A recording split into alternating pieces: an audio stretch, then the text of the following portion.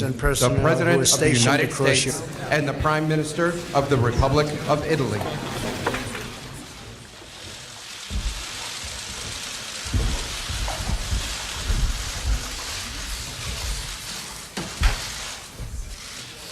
Thank you very much.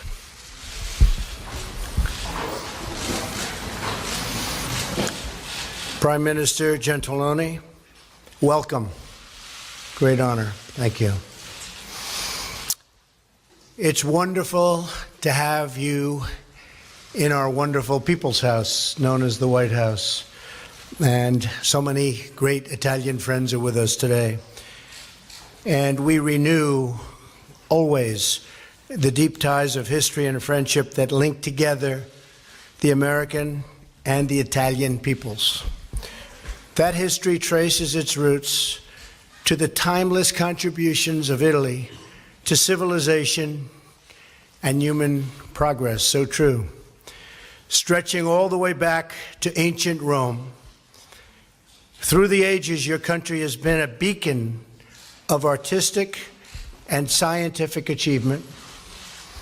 That continues today. From Venice to Florence, from Verdi to Pavarotti, friend of mine, great friend of mine. These bonds of history and culture have only grown stronger as our two nations have become close partners, dear friends, and very vital allies. Mr. Prime Minister, I'm thrilled that you are here today to discuss how we can make this great relationship even more productive in the years to come. On the economy, Italy is one of America's largest trading partners. A lot of people don't know that.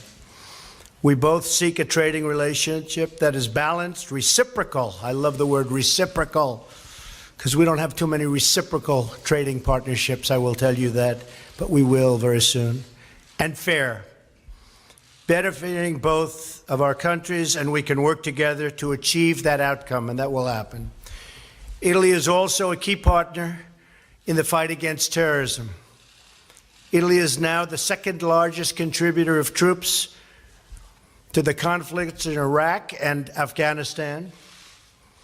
I would also like to thank you, Prime Minister, for your leadership on seeking stabilization in Libya and for your crucial efforts to deny ISIS a foothold in the Mediterranean. You fought hard.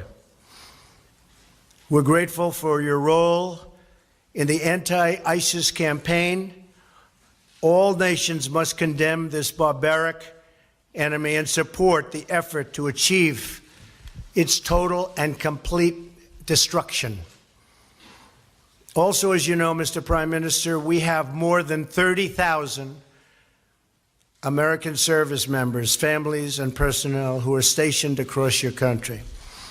As we reaffirm our support for historic institutions, we must also reaffirm the requirement that everyone must pay their full and fair share for the cost of defense. Together, we can address many pressing challenges, including two that greatly affect both of our countries, those of large-scale migration and international smuggling. Maintaining strong borders is a vital component of any security policy. And a responsible approach to refugees is one that seeks the eventual return of refugees to their home countries so that they can help to rebuild their own nations. Finally, I want to say how much I look forward to visiting Sicily for the G7 as we seek to foster cooperation, not only in matters of security, but also science, commerce, health, and technology. Our two countries have shared interests and shared values, and we can each make great contributions to the other. Mr. Prime Minister, I again want to thank you for being with us and being our true friend. Italy is a spectacular place. I know it well. I love the people of Italy. We have 18 million Italians living in the United States, people originally from Italy. and it's a great honor to have many of them as my friends. Thank you for being here.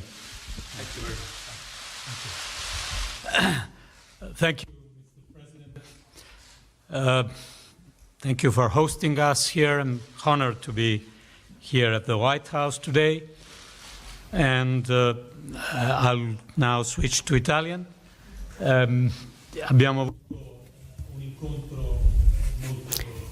We had a very fruitful meeting, which reflects an ancient friendship, as the President reminded us with his words. This friendship is also a sign of the 18 million Italian Americans who have such an important role in our country, in this country. And this friendship is witnessed also by the fact that Italy is the second choice for American students who study abroad. And we're very proud of this. And this confirms the importance that the United States gives to the cultural dimension of our country. As the President himself just said, this friendship is based on a common commitment against terrorism. This commitment is a commitment in which we are both very active. Our country is very active in Iraq and in Afghanistan, and I think that the stabilization work will be decisive. The stabilization work of Iraq after the military defeat that we expect for Daesh. We know that this action against terrorism must take place within our individual countries. In Europe, with the social and cultural commitment against radicalization by cooperating with Islamic communities. Italy contributes to peace and to stability in the Mediterranean.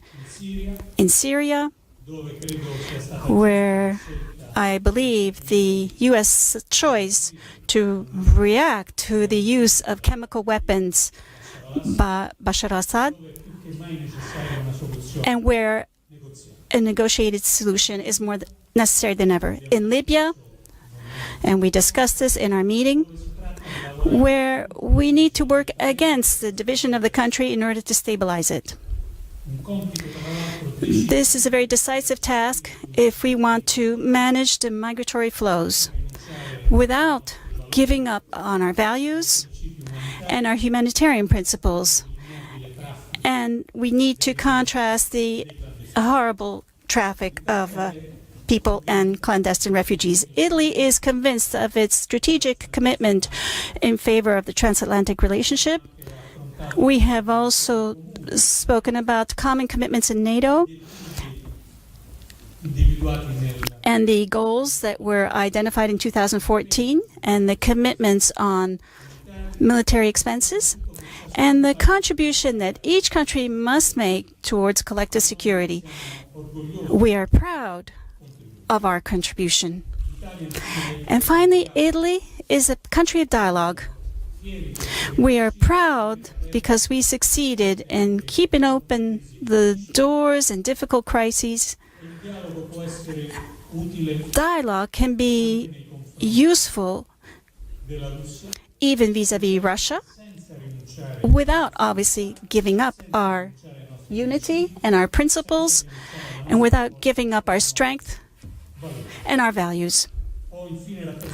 I also told President Trump that we have confidence, even though this is a difficult moment, and we all know it's difficult right now.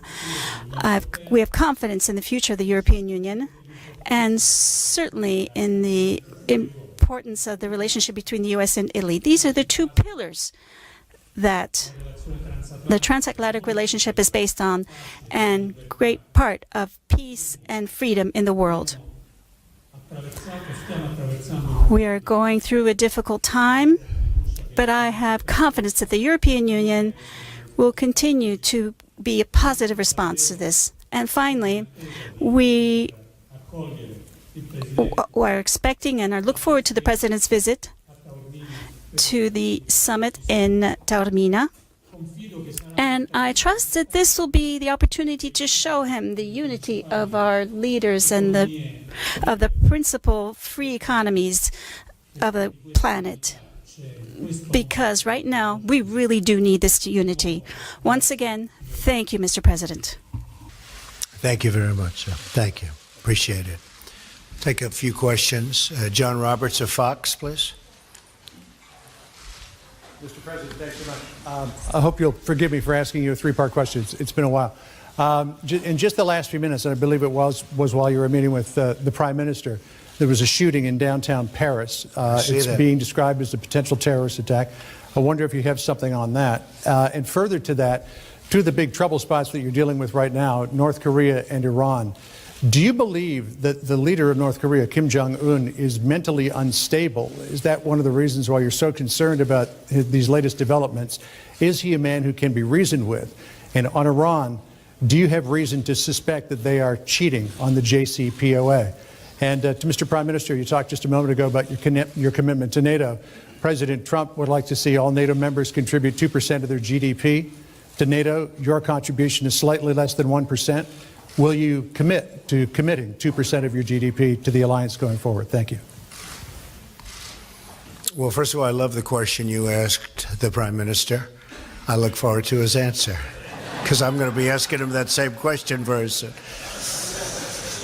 Well, first of all, our condolences from our country to the people of France. Again, it's happening, it seems. I just saw it as I was walking in, so that's a terrible thing, and it's a very, very terrible thing that's going on in the world today. But it looks like another terrorist attack, and what can you say? It just never ends. We have to be strong and we have to be vigilant, and I've been saying it for a long time.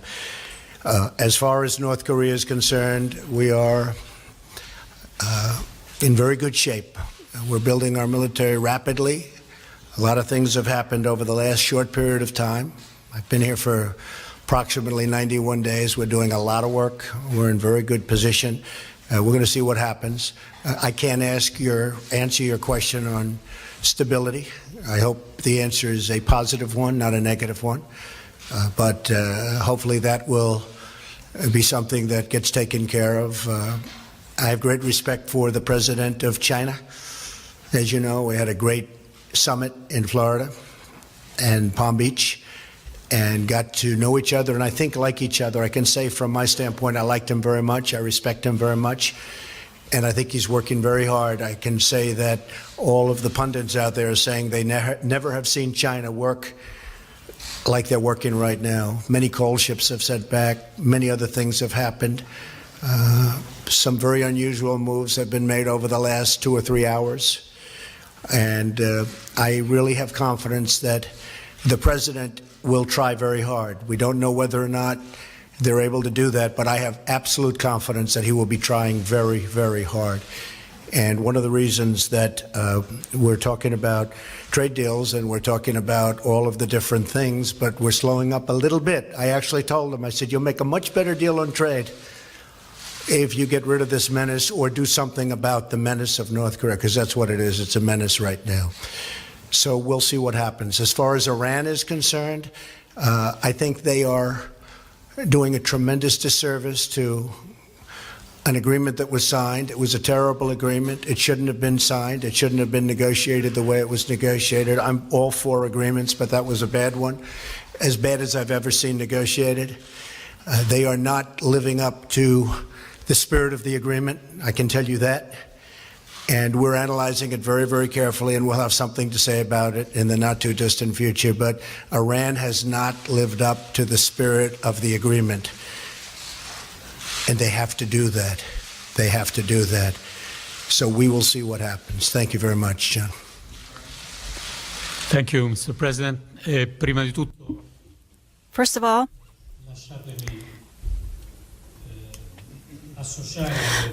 allow me to join President Trump's words for what happened in Paris. These words of condolences and closeness to the French people. And this is a very delicate period for them. They're just 3 days before the election. As far as the question is concerned, the commitment has been made It was made during a NATO summit, and we are used to respecting our commitments. We know that this will be a gradual process.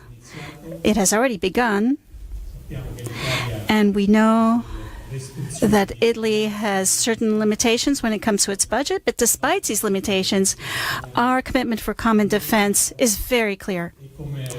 And as I said earlier, I'm very proud not only of the progress made in our financial commitment, but also proud of the contribution that we give to the security of the alliance in so many areas of the world.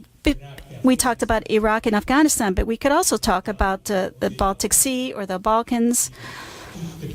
And in all of these areas, you will see the presence of Italian forces within the alliance, and we are proud of that.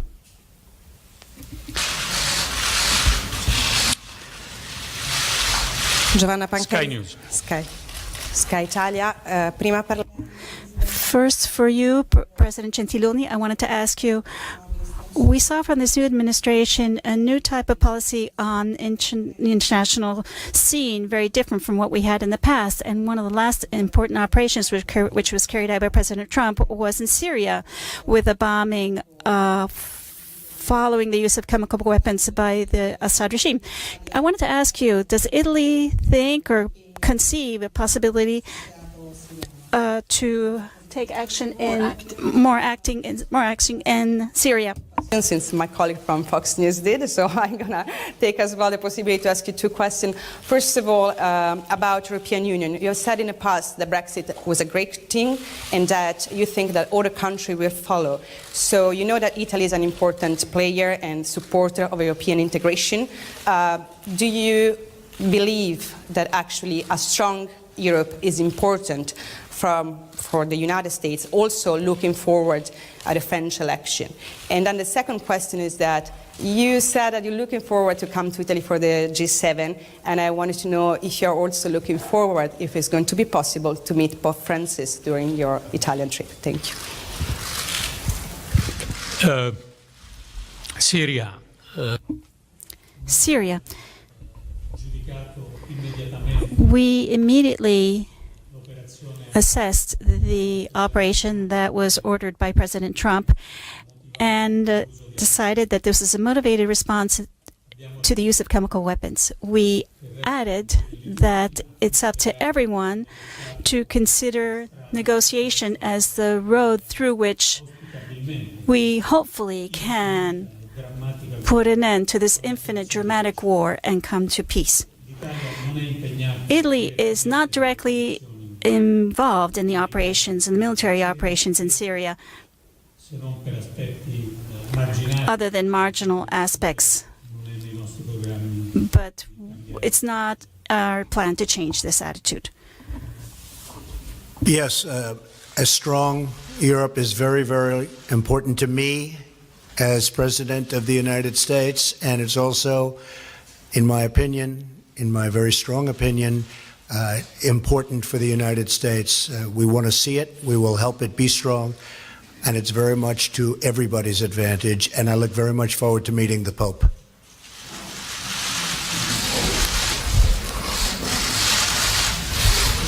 Fabian of the Hill. Fabian? Yes. Thank you, Mr. President. Some people on Capitol Hill believe you can get one of two things next week: a vote on health care or a vote on a government funding bill. So my question is, which one is more important to you to have? A vote on health care or a vote on a bill to keep the government open? And Mr. Prime Minister, I want to get your thoughts on a referendum in Turkey that occurred last week. You spoke about democratic values in the European continent. So are you concerned with the results of the Turkish referendum? And is that something that you discussed with President Trump? Okay, I want to get both. Are you shocked to hear that? And we're doing very well on health care. We'll see what happens. But this is a great bill. There's a great plan. And this will be great health care. It's evolving. You know, there was never a give up. The press sort of reported there was like a give up. There's no give up. We started. Remember, it took Obamacare 17 months. I've really been negotiating this for 2 months, maybe even less than that, because we had a 30-day period where we did lots of other things the first 30 days. But this has really been 2 months. And this is a continuation.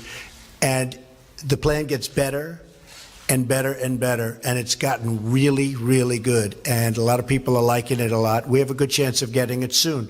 I'd like to say next week, but it will be, I believe we will get it. And whether it's next week or shortly thereafter. As far as keeping the government open, I think we want to keep the government open. Don't you agree? So, yeah, I think we'll get both. Thank you.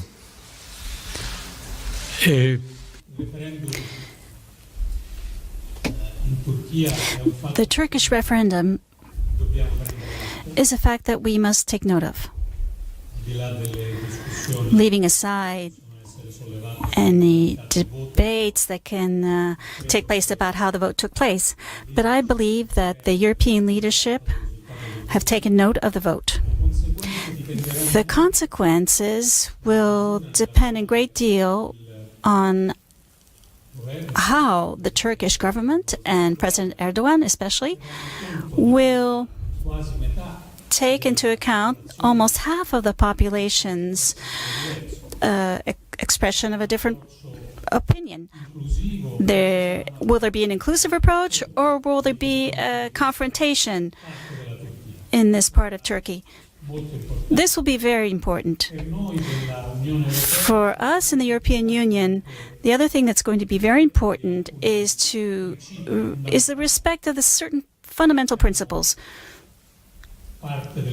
We are members of the Atlantic Alliance, Italy and Turkey, and Italy contributes to Turkey's defense with its own military assets. We believe that among our countries there should be a cooperation.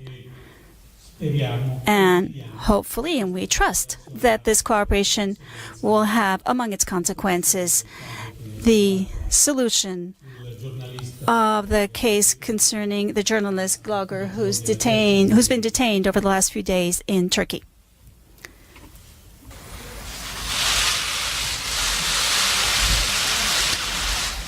Giornale Radio. Italian Radio. President Gentiloni, you have focused a lot on the leadership, Italian leadership and American leadership, in order to stabilize Libya. What do you expect exactly from Washington? And especially, I'm asking you, what is necessary in this process, in this relationship of cooperation with Russia? President Trump, do you see a role for your administration in helping stabilizing Libya? And do you agree that stabilizing Libya means combating terrorism and ISIS? Would you like to go? Mael,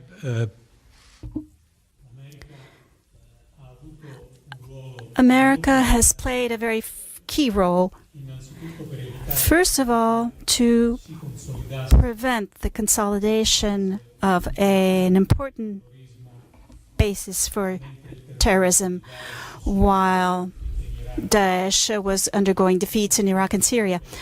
There were operations that were sustained by the U.S. against Daesh in the city of Sirte, which were successful. Now the commitment must be political, and therefore in the cooperation between the U.S. and Italy and other key partners in the region, the goal is to broaden the basis of a consensus for the Tripoli government, which is recognized by the international community, but which must be able to count on a broader consensus. I believe that one clear goal should be this. We need the region, and we need countries like Egypt and Tunisia that are close to Libya. We need a stable and unified Libya.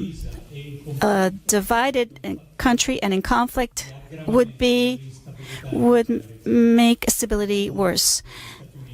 The U.S. role in this is very critical. I do not see a role in Libya. I think the United States has right now enough roles. We're in a role everywhere. So I do not see that. I do see a role in getting rid of ISIS. We're being very effective in that regard. We are doing a job with respect to ISIS that it has not been done anywhere near the numbers that we're producing right now. It's a very effective force we have. We have no choice. It's a horrible thing to say, but we have no choice. And we are effectively ridding the world of ISIS. I see that as a primary role, and that's what we're going to do, whether it's in Iraq or in Libya or anywhere else. And that role will come to an end at a certain point, and we'll be able to go back home and rebuild our country, which is what I want to do. Thank you all very much. I appreciate it. Thank you.